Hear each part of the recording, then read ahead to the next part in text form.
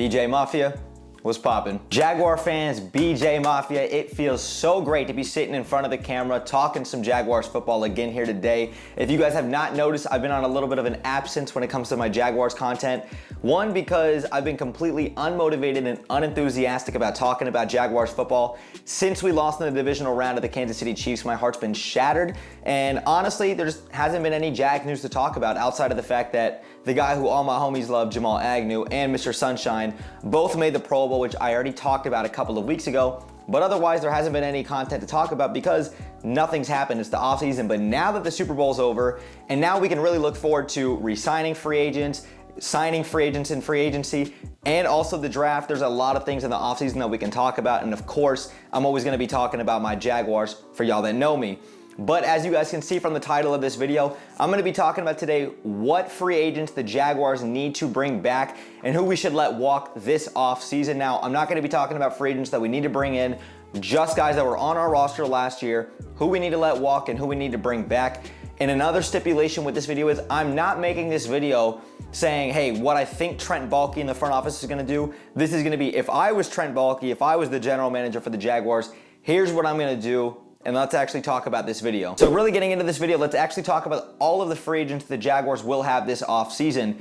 Starting with tight end Evan Engram, Marvin Jones Jr., Juwan Smoot, Arden Key, Chris Manhertz, Dan Arnold, CJ Beathard, Andrew Wingard, Juwan Taylor, Trey Herndon, Corey Peters, Adam Gottsitz, JaMycal Hasty, Blake Hance, Riley Patterson, and Brandon Murphy. That is all the Jaguars pending free agents that were on the roster last year that are free agents as of right now. Now let me actually talk about the Jaguars free agents that I actually want to let walk and the guys who I actually want to bring back. Now the first guys that are going to be walking, Marvin Jones Jr., thank you for everything, Mr. Reliable, done nothing but great things, been a great veteran. He's got to walk.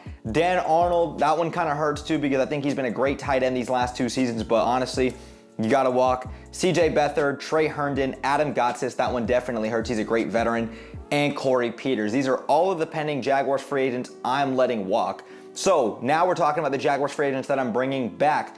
And we're talking about Evan Engram, Juwan Smoot, Arden Key, Andrew Wingard, Chris Manhertz, Juwan Taylor, Riley Patterson. And now that's a question mark behind JaMycal Hasty because the Jaguars did draft Snoop Conner last year. Obviously, we had Travis Etienne absolutely burst out onto the scene, but I think that he was a nice change of pace back. He did a lot of things similar to Travis Etienne, and he actually had a lot of explosive plays that we definitely needed this year. I wouldn't mind keeping him around, especially on a cheap contract, but I'm not sure if he's going to get a little bit of money elsewhere, so I'm just going to put an asterisk by him. Now, I will be kind of getting into the cap situation and really talking about three specific players individually in this video when it comes to Evan Engram, Arden Key, and Juwan Taylor, the three biggest free agents the Jaguars absolutely need to bring back in this video. But before I actually get into number one, talking about Evan Engram, let's actually talk about three guys that I'm going to be cutting in order to create more cap space for this offseason. Now, the first guy I'm going to be cutting in order to create cap space is going to come with 2021 free agent signing Shaquill Griffin. Now, Shaquill Griffin, when we cut him, that'll be saving about $13 million on the cap. And Shaquill Griffin's just been extremely underwhelming since getting him. I do think he's a great veteran. I think he's a great locker room guy. I've actually met Shaquem Griffin, great dude. And I think that these guys are really good guys, but I just don't see the rationale behind keeping him, especially when you have Tyson Campbell, Darius Williams, and you're probably going to draft another corner high up in this year's draft. Shaquill Griffin's going to have to be the odd man out, and like I said, he hasn't even registered an interception. He really wasn't playing in the right scheme that fit his style when he was up in Seattle versus here in Jacksonville, and obviously two defensive coordinators in 2 seasons probably didn't help him under Joe Cullen and then this year under Mike Caldwell. And obviously the injury didn't help, but Shaquill Griffin, that's going to be the first guy I'm going to have to cut. The second guy I'm going to have to cut, this one hurts a lot too, Roy Robertson Harris, another 2021 free agent signing. We're going to be saving about $7.8 million on the cap when we cut him. Great veteran, great locker room guy, another guy who just, when you watch him in the press conference interviews and you've seen him on Sounds of the Game, this guy just gets you absolutely riled up. And I think Roy Robertson Harris did have his shining moments this year for the Jaguars defense, especially in the late games. But honestly, Roy Robertson Harris, when we're talking about the cap space, I'm going to have to cut him. And the last guy I'm going to have to cut, and I'm going to put a question mark and an asterisk by this guy as well too, is going to be with K'Lavon Chaisson. Now, 2021, we drafted him with the number 20 overall pick. And yes, he has been a bust. He's not really done anything since coming into the league. But K'Lavon Chaisson, it's hard to evaluate these players when you're giving them 3 defensive coordinators in 3 seasons and they're constantly trying to learn, and they're having to learn a new scheme every single year. And I'm gonna give K'Lavon Chase on the benefit of the doubt. I doubt he's ever gonna be a double-digit sack guy. I'm not saying that. I just think maybe in the right scheme, in the right system, put in the right position, he's still a young athletic player who can find a way to succeed. I just don't believe right now, especially with the way Mike Caldwell's system is set up, it's gonna be here in Jacksonville, so maybe we cut him, but at the end of the day, I actually would not mind bringing him back, maybe on special teams, having some snaps defensively, but I'm just gonna put a question mark by that one. Now getting into the first guy that the Jaguars need to bring back in free agency is gonna come with tight end Evan Engram. Now, Evan Engram signed a 1-year, make it, prove it deal for the Jacksonville Jaguars this offseason, and boy, did he ball out this season for the Jaguars. And Evan Engram really exceeded everybody's expectations. He proved to still be one of the top tight ends in the game when he's playing at his best and he's healthy. And Evan Engram had a lot of critical moments and a lot of critical plays that helped the Jaguars succeed this season, and he had the best tight end receiving season in Jaguars history in his 1 lone year there. The Jaguars absolutely need to bring back Evan Engram. Evan Engram's stats this past season: 73 receptions, 766 yards, 4 touchdowns, and he also averaged 10.3 yards per catch, doing a great job, a lot of physicality, and you really see him flourish under Doug Peterson, a guy who's a very tight end centric head coach, and that's a big reason as to why Evan Engram was drawn to Jacksonville in the first place. And I think you absolutely need to bring him back. You see how electric a dynamic tight end can be to an offense. We see guys like Darren Waller, Mark Andrews, Travis Kelce, George Kittle, the list goes on. Trevor Lawrence desperately needs to keep this tight end number 1 around, and I think Evan Engram really embraces Jacksonville, he embraces the community, and he also embraces what this team wants to do moving forward. I absolutely need to bring him back. And if I'm going somewhere upon the league average to also maybe Evan Engram taking a little bit of a team-friendly deal, I'm paying Evan Engram a 3-year, $30 million deal, $24 million of that guaranteed. Now that was Zay Jones' contract last season, and I do think that's a very fair and reasonable expectation as to what Evan Engram might be getting in the open market. And then also I do think he will take a little bit of a team-friendly deal for the Jaguars. 3 years, $30 million, 24 of that guaranteed. I do think he's actually worth more than that, but I do think he will be able to take a team-friendly deal. I cannot overemphasize that enough. Bring back Evan Engram. Now, the second big free agent that the Jaguars absolutely have to bring back this offseason is going to come with Arden Key. Now, Arden Key signed a 1-year, $4 million deal with the Jaguars this offseason. He came over from the San Francisco 49ers, who still have one of the best defensive lines in the NFL. And Arden Key was another great veteran who really came in, contributed, and made a lot of big plays. Big energy, big momentum guy, and a guy that you definitely want to see help continue to develop a lot of the young guys and keep them poised when it comes to guys like Josh Allen and Trayvon Walker specifically. I think Arden Key played a big role in what the Jaguars did this season, and I honestly want to see him back. He's only 26 years of age. I do believe he's about to turn 27 in a few months, but nonetheless, I think he deserves his money. And Arden Key has not gotten a big payday since coming into the league. I believe back in 2017 out of Louisiana State, because his time with San Francisco, then he signed a 1-year prove-it deal in Jacksonville, $4 million. I'm willing to pay Arden Key a 2-year, $20 million deal. I think somewhere between the range of $18 to $20 million is very reasonable. I think that he's going to be able to get his bag, and I do think, like I said, a lot of these guys are going to be willing to take a team-friendly deal to run it back, because if the Los Angeles Rams and the Tampa Bay Buccaneers can find a way to get guys to take a team-friendly deal and run it back, the Jaguars sure enough can, especially when everyone believes in what they're doing in the culture, in the locker room, and what these coaches have in play. I'm giving Arden Key a 2-year, $20 million deal. Probably 15, 16 of that is going to be guaranteed. Now, the last big name free agent that the Jaguars have to re-sign and bring back in free agency, whether that's through the franchise tag or through a long-term deal, is going to come with right tackle Juwan Taylor. Now, Juwan Taylor was a guy that a lot of Jaguar fans have been a little bit up and down on over these last couple of years. He's been extremely inconsistent, but the one thing about Juwan Taylor that you could never diss him for was his durability. He's never missed a game in his NFL career, knock on wood.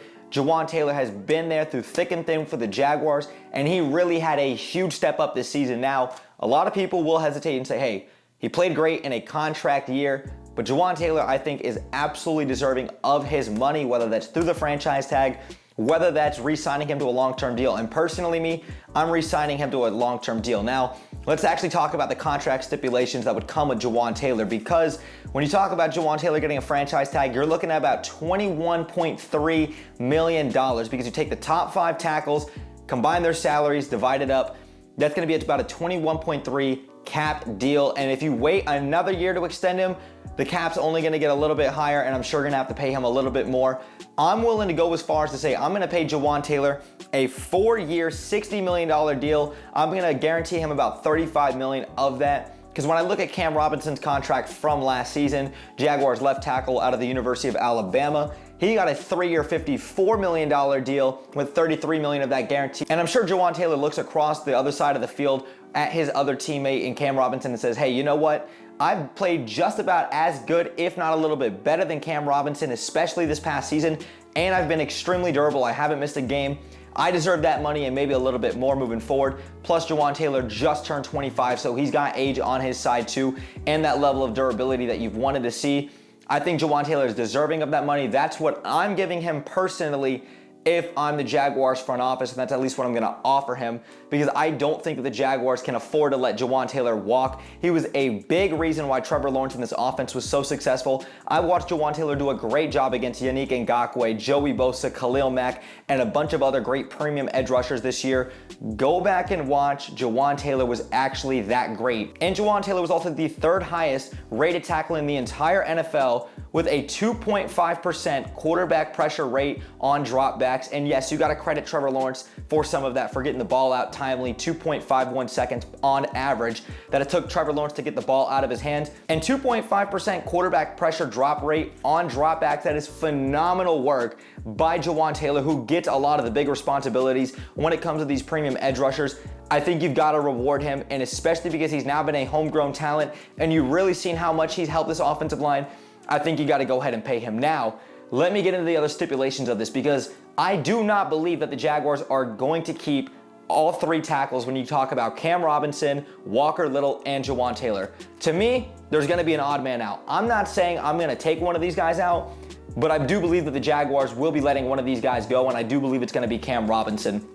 Cam Robinson, like I said, signed a 3-year, $54 million deal last offseason, and of course he just had another injury. That's his 2nd big one of his career, and I do believe that the Jaguars drafted Walker Little with the intentions of him replacing Cam Robinson. And if the Jaguars do trade Cam Robinson after June 1st, and we're talking a $5 million dead cap hit this season and next season, so $10 million dead cap hit, for the next 2 seasons, they're gonna save $34 million on the cap overall, because we gotta look at the long-term assets, because we're not just talking about building a Super Bowl roster this year. We're talking about, hey, we're gonna have to pay Mr. Sunshine, Trevor Lawrence, the prince that was promised, relatively soon, and it's coming up faster than a lot of you guys might realize. The Jaguars are probably gonna have to move up off of Cam Robinson's contract, plug and play Walker Little, especially while he's younger. He's shown a lot of flashes, and he's done a really good job with his time at left tackle when he's needed to be that swing tackle. And I do believe Cam Robinson's just gonna have to be the odd man out. Now, the question with that is, who's actually gonna take Cam Robinson's contract? Because we're not just gonna cut Cam Robinson. The Jaguars are gonna have to give him up in a trade, because he is an above average starter left tackle in the game. But you look at his contract, you look at his injury history, is a team who's gonna be trying to compete, that desperately needs a tackle, who can be a plug and play starting left tackle in the game.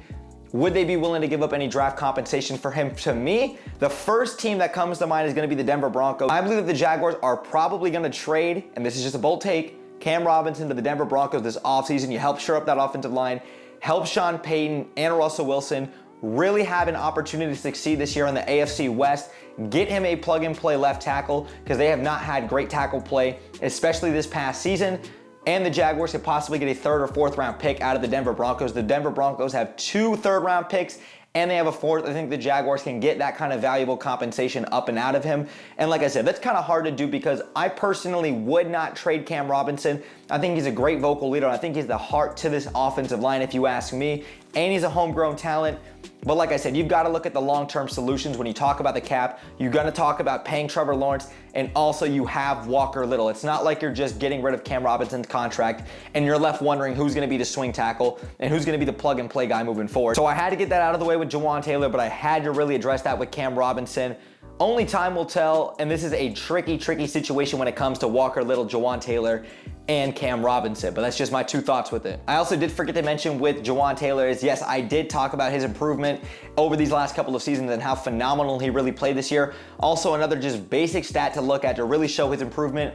2021, he had 12 penalties and he allowed 6 sacks. This past season, only 7 penalties 5 sacks allowed. Just great job by Juwan Taylor. But Jaguar fans, that's it for this video. I want to hear your guys' thoughts in the comments down below. Let me know what 3 free agents the Jaguars absolutely need to bring back, no matter the circumstances. Let me know your thoughts in the comments down below. And like I said, this is just my thoughts and my opinions with it. It might vary and differ from yours, but I think that I gave a pretty realistic expectation as to what we can expect from the Jaguars front office this offseason. But Jaguar fans, if you guys enjoyed today's video, man, make sure you guys drop me a thumbs up. It takes 1 second and it helps me in the channel out tremendously. And if you guys are new here, consider hitting that subscribe bell to stay tuned for more NBA and Jaguars content that I do here on YouTube. And make sure you guys go follow me on my socials on Twitter, Instagram, and on TikTok. The link tree will be in the description down below so that you guys can go check that out. But thanks again for sticking around throughout the whole video. Brett James, aka BJ. I'm out, y'all. Go Jags, baby. Peace.